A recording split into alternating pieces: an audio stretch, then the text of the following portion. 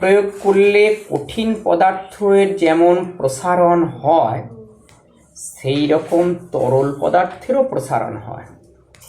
তাহলে তাপ প্রয়োগ করলে যে তরল পদার্থের প্রসারণ হয়, সেই মর্মে একটা তোমার পরীক্ষা আছে, যে এই রকমের একটা ফ্লাক্স নেওয়া হয়।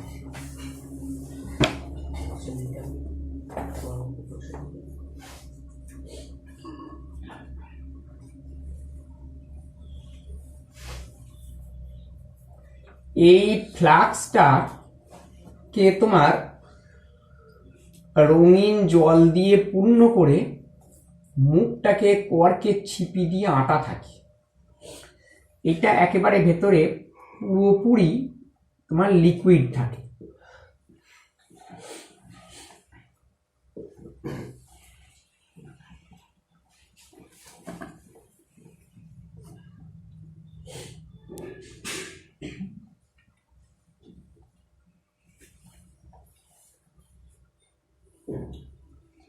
মানে তোমার একটু এমটি স্পেস নেই।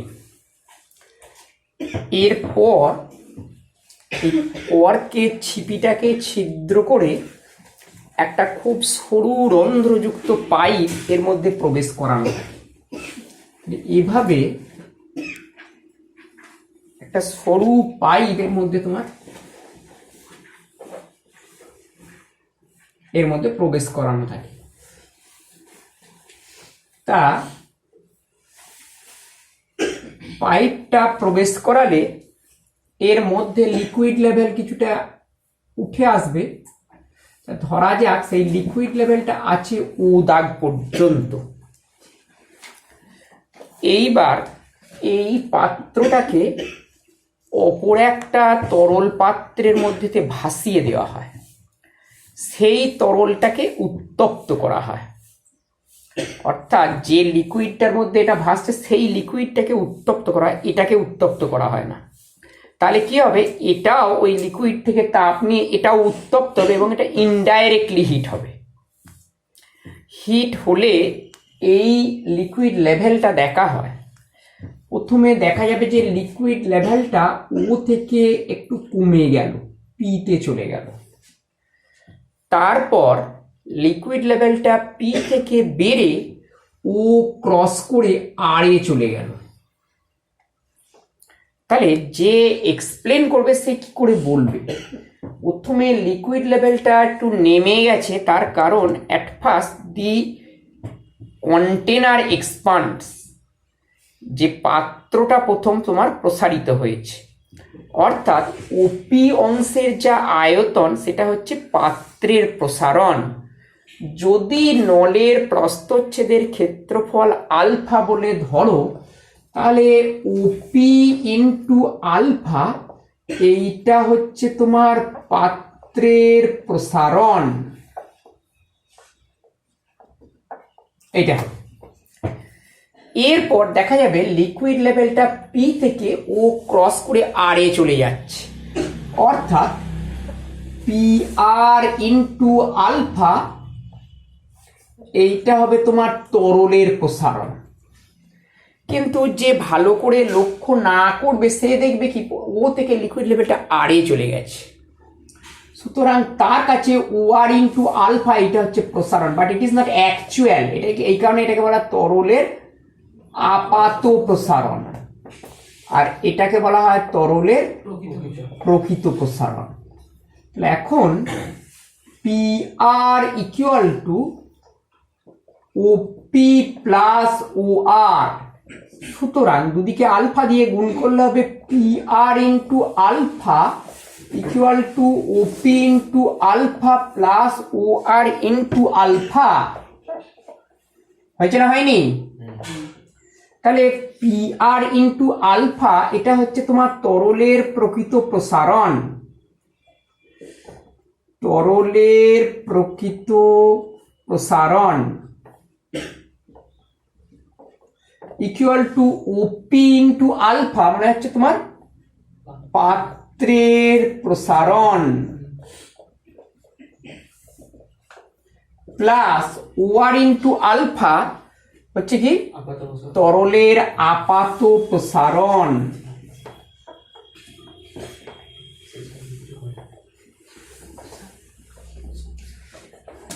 তাহলে এইটা হচ্ছে প্রকৃত প্রসারণ আর আপাত প্রসারণের মধ্যে সম্পর্ক, যে প্রকৃত প্রসারণ ইকুয়াল টু হয় আপাত প্রসারণ প্লাস পাত্রের প্রসারণ। এটা তোমার টেনেও ছিল। তা ধরো তোমার at first the liquid and the pot are at 0 degree Celsius, অর্থাৎ এই তরলটা এবং এই পাত্রটা 0 ডিগ্রি সেলসিয়াস উষ্ণতায় রাখা আছে, এবং 0 ডিগ্রি সেলসিয়াস উষ্ণতায় পাত্রটার আয়তন হয় V0। পাত্রটা খুব পাতলা, সেই জন্য ভেতরে তোমার পাত্রের আয়তনও যা বাইরের আয়তন আর ভেতরের আয়তনকে প্রায় সমান ধরা যেতে পারে, আর ভেতরের যে আয়তন সেটাই হবে তোমার লিকুইডের আয়তন। তাহলে পুরো সমীকরণটাকে V0T দিয়ে ভাগ করছি। V0T মানে V0 মানে 0 ডিগ্রি সেলসিয়াস উষ্ণতায় পাত্রের আয়তনই বলো আর লিকুইডের আয়তনই বলো, আর T মানে উষ্ণতা বৃদ্ধি। সুতরাং তরলের প্রকৃত প্রসারণ বাই V0T ইকুয়াল টু পাত্রের প্রসারণ বাই V0T প্লাস তরলের আপাত প্রসারণ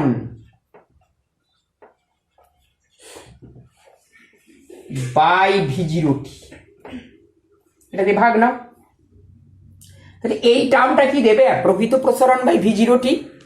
এটাই হচ্ছে প্রসারণ গুণাঙ্ক, অর্থাৎ লেফট সাইডটা হয়ে যাবে তোমার পাত্রের প্রকৃত প্রসারণ গুণাঙ্ক। এটাই দেখো প্রসারণ গুণাঙ্কের কঠিনের ডেফিনেশন ছিল, যে একক আয়তনযুক্ত কোনো পদার্থের উষ্ণতা 1 ডিগ্রি বৃদ্ধি করলে যে পরিমাণ আয়তন বৃদ্ধি হয় তাকেই বলা হবে তোমার আয়তন প্রসারণ গুণাঙ্ক।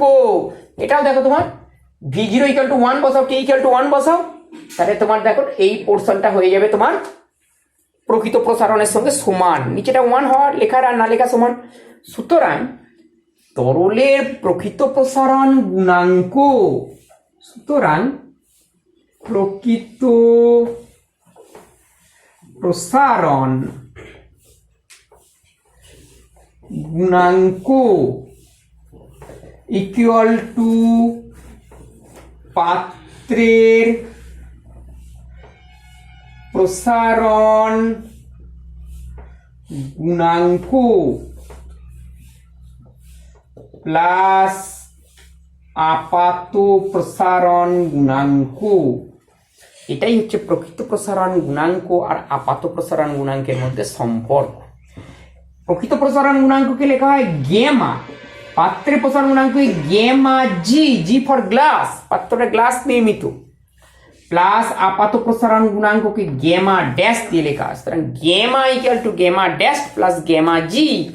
এটাই হচ্ছে প্রকৃত প্রসারণ গুণাঙ্ক আর আপাত প্রসারণ গুণাঙ্কের মধ্যে সম্পর্ক।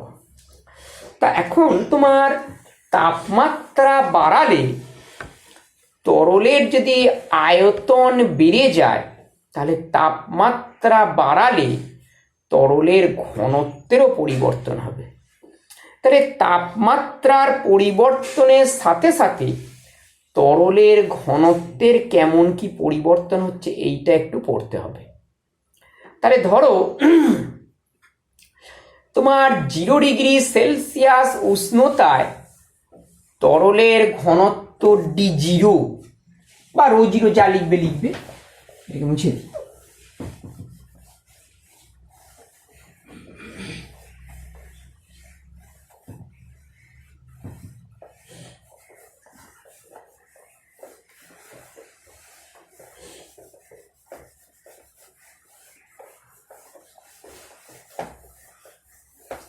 তাহলে টেম্পারেচার যখন 0 ডিগ্রি সেলসিয়াস, তখন তরলের ঘনত্ব যদি D0 বলো, তাহলে D0 ইকুয়াল টু কি হবে? m/V0, তাই তো হয় ঘনত্বের রাশিমালা। আবার টেম্পারেচার যখন T ডিগ্রি সেলসিয়াস, তখন ঘনত্ব ধরো DT, আর সেই অবস্থায় ধরো তোমার তরলের আয়তন হচ্ছে তোমার VT। সুতরাং DT equal to M by VT. তাহলে এখন ডিটি আর ডি জিরোর মধ্যে তোমার সম্পর্ক নির্ণয় করতে হবে। তাহলে এইখান থেকে পাবে M equal to V zero D zero, আর এখান থেকে পাবে M equal to VT DT. হবে না? হবে না? তাহলে সুতরাং বলা যেতে পারে V zero D zero equal to VT into DT. তাহলে বার করতে হবে তোমার ভিটি ডিটি আর ডি জিরোর মধ্যে রিলেশন। তাহলে V zero D zero, VT মানে কি অলরেডি এটা পড়া হয়ে গেছে যে VT equal to V zero into one plus gamma T, যে এই জায়গায় ওয়ানটা বসাচ্ছি। তাহলে V zero into one plus gamma T into DT. সুতরাং ভি জিরো বাতিল হয়ে যাবে, তাহলে D zero equal to DT into one plus gamma T.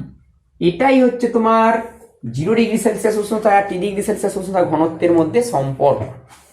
সুতরাং এখান থেকে দেখাই যাচ্ছে এই রিলেশন থেকে যে গুণ করলে পাবে D zero equal to DT plus DT gamma T. সুতরাং D zero minus DT equal to DT gamma T. তরলের ঘনত্ব it is always a positive quantity. আয়তন প্রসারণ গুণাঙ্ক gamma is also a positive quantity. T হচ্ছে তাপমাত্রা বৃদ্ধি, এটাও পজিটিভ কোয়ান্টিটি। তিনটে পজিটিভ রাশির গুণফল পজিটিভই হয়। সুতরাং বলা যায় D zero minus DT greater than zero, তার মানে D zero greater than DT. তার মানে কি 0 ডিগ্রিতে ঘনত্ব বেশি, অর্থাৎ তাপমাত্রা বৃদ্ধি করলে ঘনত্ব কমে যায়। তাপমাত্রা বৃদ্ধি করলে তরলের ঘনত্ব কমে যায়। তাহলে এখন তোমার যে কোনো বস্তুকে লিকুইডের মধ্যে নিমজ্জিত করলে বস্তুর ওজনটা কিছুটা কমে গেছে বলে মনে হয়। এটা পরীক্ষিত সত্য। যে কোনো বস্তুকে যেমন কুয়োর ভেতর থেকে তুমি জল তুলবে, যখন বালতিটা যখন জলের মধ্যে থাকবে দেখবে হালকা মনে হয়। এখন প্রশ্নটা হচ্ছে যে এমতাবস্থায়, অর্থাৎ তরল এমতাবস্থায় যদি জলসহ পাত্রটাকে উত্তপ্ত করা হয়, অর্থাৎ যে লিকুইডের মধ্যে নিমজ্জিত আছে সেই লিকুইডকেও গরম করা হলো, আবার লিকুইডটা গরম করলে তার ভেতরে যে পাত্রটা আছে সেও গরম, অটোমেটিক গরম হয়ে যাবে। তাহলে এখন আপাত ওজনটা বাড়বে না কমবে? আগে যে এখন আরেক চলিত কথা বললে এখন আরেকটু বেশি ভারী লাগবে না কম ভারী লাগবে? এটা হচ্ছে তোমার প্রশ্নটা। অর্থাৎ তোমার বইয়ে দেখবে হেডিং করেছে বিভিন্ন উষ্ণতায় তরলে নিমজ্জিত কঠিন বস্তুর ওজনের আপাত হ্রাস। বিভিন্ন উষ্ণতায় তরলে নিমজ্জিত কঠিন বস্তুর ওজনের আপাত হ্রাসের মধ্যে তোমার রিলেশনটা কি হবে? তাহলে ধরা যাক, এটা মুছে দিই, একটা বস্তুকে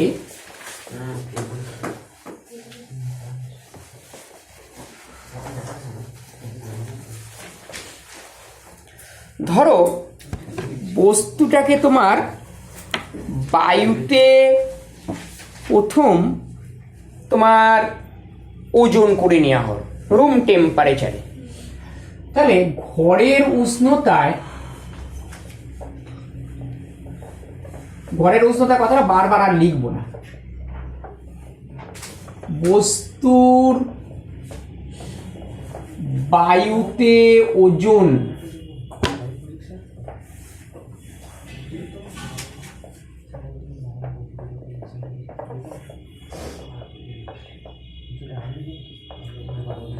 ইকুয়াল টু ডাব্লু ধরি।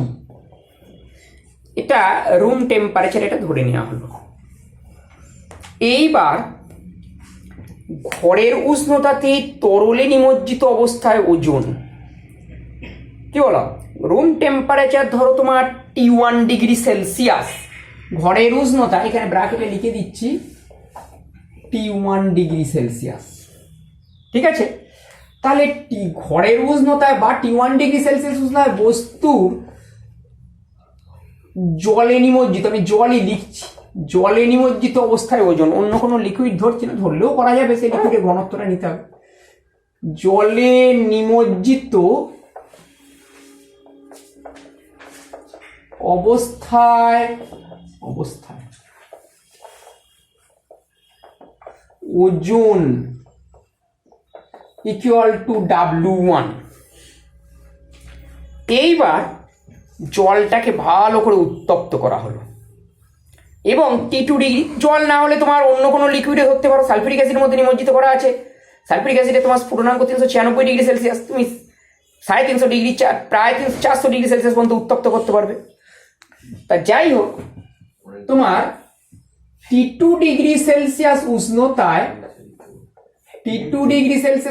বস্তুর জলে নিমজ্জিত অবস্থায় ওজন ইকুয়াল টু W2। তাহলে এইবার বলো যে W আর W1 এর মধ্যে কোনটা বড়? W আর W1 এর মধ্যে কোনটা বড়? Wটা বড়। তাহলে ওজনের আপাত হ্রাস কত হবে? এটা মাইনাস এটা হবে, হবে না? সুতরাং বলা যেতে পারে যে T1 ডিগ্রি সেলসিয়াস উষ্ণতায় বস্তুর ওজনের আপাত হ্রাস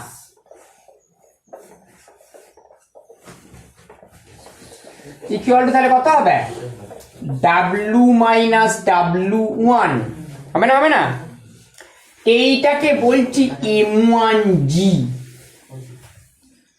এটা হচ্ছে হ্রাস, M1G, অর্থাৎ জি হচ্ছে অভিকর্ষীয় ত্বরণ। ওজন মানে তো তোমার ভর ইনটু অভিকর্ষীয় ত্বরণ, এটা তার সংশ্লিষ্ট ভরটা হবে M1। একইভাবে T2 ডিগ্রি সেলসিয়াস উষ্ণতায় বস্তুর ওজনের আপাত হ্রাস equal to W minus W2 equal to M2G, সে বা ধরি, লিখে দিচ্ছি, হলো? হ্যাঁ, তাহলে T1 ডিগ্রি সেলসিয়াস উষ্ণতায় তোমার অপসারিত তরলের ভর হলো তোমার M1 গ্রাম, আর T2 ডিগ্রি সেলসিয়াস উষ্ণতায় অপসারিত তরলের ভর হচ্ছে M2। সুতরাং T1 ডিগ্রি সেলসিয়াস উষ্ণতায় অপসারিত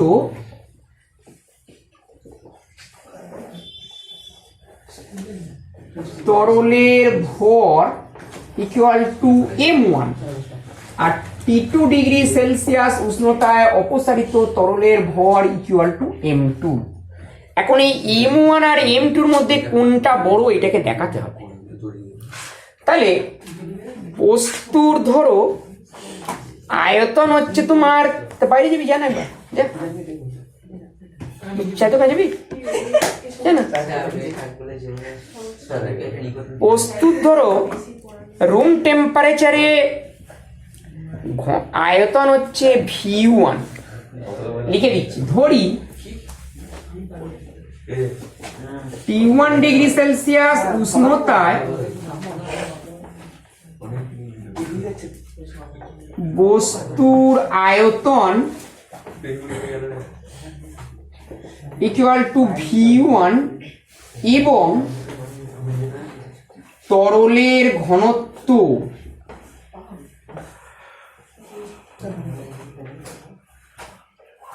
ইকুয়াল টু ρ1। এইটা হচ্ছে T1 ডিগ্রি সেলসিয়াস উষ্ণতা। আর T2 ডিগ্রি সেলসিয়াস উষ্ণতায় বস্তুর আয়তন V2 এবং তরলের ঘনত্ব ইকুয়াল টু ρ2 ধরছি, ঠিক আছে? তাহলে M1টা কত হবে? আর্কিমিডিসের সূত্রে এটা লেখা আছে, হ্রাসপ্রাপ্ত ওজনের পরিমাণ বস্তু কর্তৃক স্থানচ্যুত তরলের ওজনের সঙ্গে সমান। অর্থাৎ হ্রাসপ্রাপ্ত ওজনের পরিমাণ, সেটা হচ্ছে M1G, বস্তু কর্তৃক স্থানচ্যুত তরলের ওজনের সঙ্গে সমান। তাহলে স্থানচ্যুত তরল তাহলে কত? M1 ক্যাপিটাল M1 গ্রাম তার ওজনের সঙ্গে সমান, এটাই তো লেখা আছে। তাহলে তোমার M1 ইকুয়াল টু কত হবে? যে বস্তুর যা আয়তন সেই আয়তনের লিকুইড কিন্তু সে অপসারণ করবে যখন তোমার লিকুইডের মধ্যে নিমজ্জিত আছে। তাহলে যদি V1 cc তোমার আয়তন বলো, তাহলে অপসারিত লিকুইডের আয়তন হয়ে যাবে V1 গ্রাম, V1 cc। তাহলে M1টা তাহলে কত হবে? V1 cc লিকুইডের ভর কত হবে? V1 রো 1, অর্থাৎ M1 ইকুয়াল টু হবে V1 রো 1। অনুরূপভাবে M2 ইকুয়াল টু হবে V2 রো 2। বুঝতে পারলে না? তাহলে এইবার এইখান থেকে শুরু করতে হবে। তাহলে M2 equal to V2 rho 2। তাহলে V2টা কত হবে? V2 মানে কি? T2 ডিগ্রি সেলসিয়াস উষ্ণতায় বস্তুর আয়তন লেখা আছে, অর্থাৎ T2 ডিগ্রি সেলসিয়াস উষ্ণতায় অপসারিত তরলের আয়তন। সুতরাং V2 ইকুয়াল টু কত হবে? V1 ইন্টু 1 প্লাস গেমা টি, যেখানে টি হচ্ছে T2 minus T1। T equal to T2 minus T1 equal to উষ্ণতা বৃদ্ধি। রো 2টা কত হবে? একটু আগেই বললাম যে তোমার রো টি না rho 0 equal to rho T into 1 plus gamma T. সুতরাং রো 0 কে লেখো তোমার রো 1, রো টি মানে হবে rho 2 into 1 plus gamma T. সুতরাং rho 2 equal to rho 1 by 1 plus gamma T হবে। তার মানে লেখা যাবে, দেখো, rho 2 equal to rho 1 into 1 plus gamma T to the power minus 1। এইটাকে এবার বাইনোমিয়ালে ভাঙতে হবে। এই ফর্মুলাটা মনে রাখবে, a plus x to the power 1 plus n equal to 1 plus nx if x is very small। যদি x টা খুব ক্ষুদ্র হয় এইটা হবে। তুমি 1 প্লাস x এর হোল স্কয়ারের ফর্মুলাটাকে পর্যালোচনা করো। 1 প্লাস x এর হোল স্কয়ার মানে 1 plus 2x plus x square. যেহেতু x খুব ছোট রাশি, x স্কয়ার আরো ছোট রাশি, সেই কারণে x স্কয়ারটা হিসেব থেকে বাদ চলে যাবে। 1 প্লাস 2x হলো। দেখো 1 প্লাস x এর হোল কিউব, দেখো 1 প্লাস x এর হোল কিউব ইকুয়াল টু কত হবে? 1 plus 3x plus 3x square plus x cube. x খুব ছোট বলে x স্কয়ার বাদ তো যাবে, তাহলে x কিউব আরো ছোট, আরো বাদ চলে যাবে। সুতরাং দেখো 1 প্লাস 3x হবে। তাহলে দেখো এইটা এখানে গুণ হয়ে যায়। এখানে মনে রাখবে 1 plus x to the power n equal to 1 plus nx if x is very small। This formula is valid both for positive n and negative n। n এর মান ধনাত্মক হলেও এটা তোমার কার্যকর হয়, ঋণাত্মক হলেও তোমার কার্যকর হয়। বিস্তারিত তোমার আলোচনার জন্য দ্বিপদ উপপাদ্য বা বাইনোমিয়াল থিওরেম অধ্যায়টা পড়ো and consult with mathematics teacher, এইটা হয়। ঠিক আছে? সুতরাং তাহলে এটা আমি মুছে দিচ্ছি। তাহলে এই ফর্মুলা অনুযায়ী মুছে যদি নাও দিই, তাহলে রো 2 ইকুয়াল টু দেখা যাবে যে রো 1 ইন্টু 1 মাইনাস গেমা টি। ওই জিনিসটাকে এখানে এবার আমি লিখব, যে এখানে বাকি আছে V2 equal to V1 into 1 plus gamma T পর্যন্ত লিখেছি। তাহলে রো 2 জায়গায় লিখবো rho 1 into 1 minus gamma T. মনে রাখবে this gamma is the gamma for solid, বস্তুর গেমা, সেই কারণে একে সাফিক্স দিয়ে লেখা হয় gamma s, and this gamma is liquid এর গেমা, রোটা ঘনত্বটা লিকুইডের, সেইখানে এটা gamma l সাফিক্স দিয়ে লেখা হয়। সুতরাং তোমার m2 ইকুয়াল টু দেখো v1 রো 1 ইনটু এইটার সঙ্গে এটা গুণ হবে, গুণ করলে ফার্স্ট টার্মটা 1 দিয়ে গুণ করলে হবে 1 plus Gemma S T minus এটা দিয়ে এই পুরোটা গুণ হবে গেমা এল টি মাইনাস গেমা এল গেমা এস ইন্টু টি স্কোয়ার। মনে রাখবে গ্যামা এল আর গ্যামা এস রাশিগুলো খুবই ছোট। তোমরা পড়েছো গ্যামার মানটা হয় 10⁻⁻6 অর্ডারে, তাহলে দুটো 10⁻⁻6 রাশির গুণফল 10⁻⁻12 চলে যাবে, তাহলে খুব ছোট বলে এটাকেও হিসেব থেকে বাদ দিয়ে দেওয়া হয়। সুতরাং যেটা দাঁড়ালো যে এদিকটা মুছে দিতে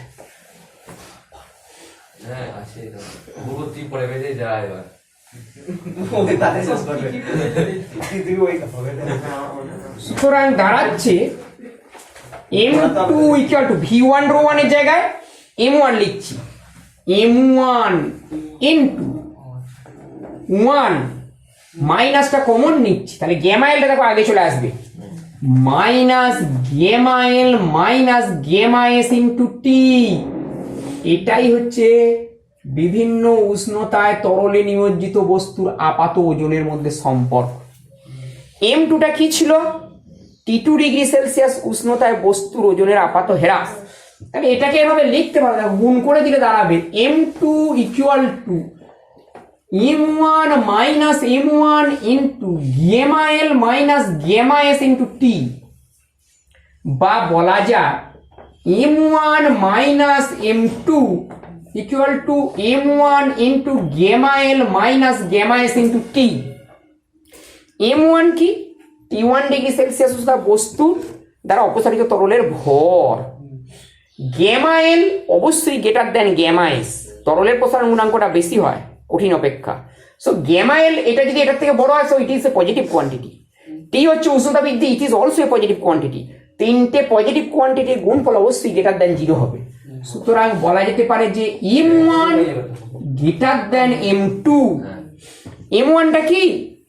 T1 ডিগ্রি সেলসিয়াস উষ্ণতায় অপসারিত তরলের ভর। তার মানে তাপমাত্রা বাড়ালে অপসারিত তরলের ভর কমে যাবে। তার মানে কি? বস্তুর আপাত ওজন বেড়ে যাবে। অপসারিত তরলের ওজন কমে যায় মানে কি? যেটুকু ওজন কমে যায় সেটাই তো হ্রাস হয়, তাহলে হ্রাস হওয়া অংশটা কমে গেল। তার মানে কি? বস্তুর ওজন আপাত ওজন বেড়ে যায়। সুতরাং তাপমাত্রা বৃদ্ধিতে বস্তুর আপাত ওজন বেড়ে যায়। ঠিক আছে।